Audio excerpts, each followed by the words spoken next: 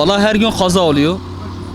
Bizim durak burası, her gün görüyoruz ya kaza oluyor ya ölüm çıkıyor ya da maddi hasar oluşuyor. Her gün her gün her gün. Valla çaresi bir kavşak yapsalar, ışık falan vursalar hiçbir sorun kalmaz. 6 yoldur, 1, 2, 3, 4, 5, 6 yoldur. Bir kavşak yok, bir ışık yok. Hangi araba nereden gideceği belli değil. O yüzden ya şuradan kaza oluyor ya buradan kaza oluyor. Her türlü kaza oluyor. Günde 3-4 defa şahit olmuşum, burada kaza olmuş. İstiyoruz yani artık yeter yani. Kimsenin canı yanmasın, kimsenin maddi olsun manevi olsun. Yapılsın istiyoruz. Valla bir iki günde bir kaza oluyor. Kaza sonucu insan ölüyor, insanlar ölüyor.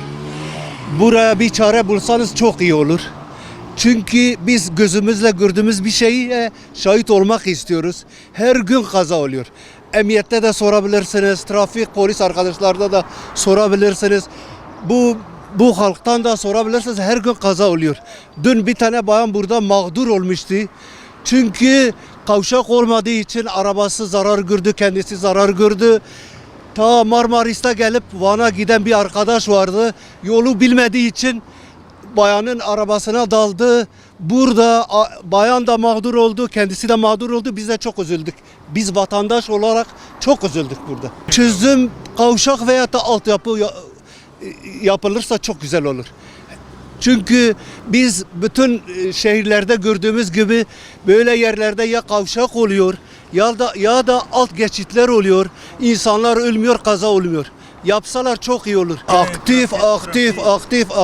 Hele okulların okuldaki servisler buraya geldiği zaman çok berbat oluyor. Bizim psikolojimiz burada bozuldu. Bu kavşak yüzünden bir tane kavşak bize çok görüyorlar. Yapsalar çok iyi olur. Valla buralarda işte bir üst geçit yapılması zorunlu. Çünkü burada öğrenciler karşıdan karşıya geçiyor. Ondan dolayı burada bayağı kaza da oluyor. Hem trafik ışıkları hem de üst geçit yapılması zorunlu bir şey. Valla o da karayollarının bir sıkıntısı bence. Kontrolsüz bir kavşak, her geçtiğimizde sıkıntı yaşıyoruz. Yani kaza riski yüksek.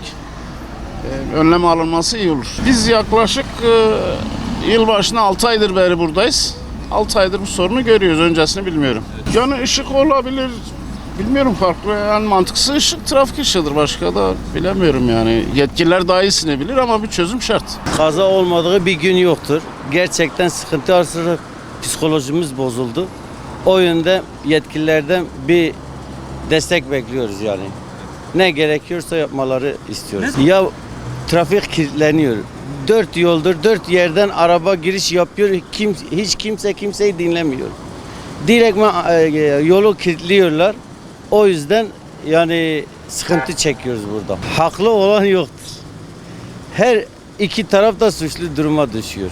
Çünkü bir nizamiye, bir düzgün bir trafik işaretleri burada yoktur. Çözüm yetkililerden ışık yapmalarını istiyoruz. Bir kavşak veyahut da bir ışık bekliyoruz. Üst geçit vesaire. Öncelikle şöyle diyelim, hoş geldiniz bizim Silvan'ımıza. Silvan'ın dertlerini gelen soran olmuyor. Geldiğiniz için sonsuz size teşekkür etmek istiyoruz. Bu kavşaktan onlarca defa oluyor, kazalar oluyor, yaralılar oluyor. Ondan sonra araçlar pet oluyor. Maalesef defalarca yetkili kişilerle, yani Silvan Belediyesi özellikle konuştuğumuza rağmen herhangi bir tepki, herhangi bir ılımlı bir şey bize gerçekten vermiyor. Bak şu anda ben duruyorum. Yani araçlar nereden gelecek, nasıl olacak, çok tehlikeli durumu içerisinden. Sizden ricam yetkili kişilere bizim sesimizi duyurun.